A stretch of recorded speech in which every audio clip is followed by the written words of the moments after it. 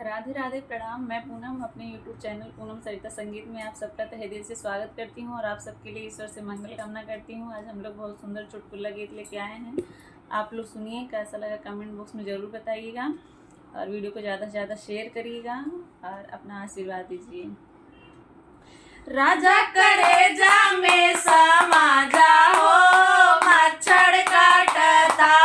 राजा कलेजा में समा जाओ, मच्छर काटता। राजा कलेजा में समा जाओ, मच्छर काटता। राजा कलेजा में समा जाओ, मच्छर काटता।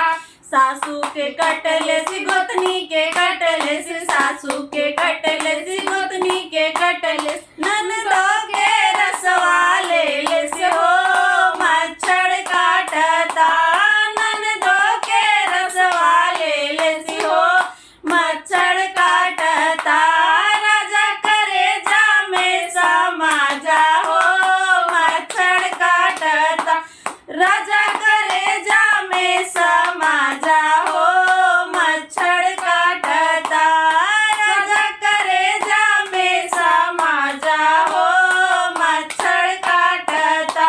ससुरू के कटले से भसरू के कटले से, ससुरू के कटले से भसरू के कटले, देवरा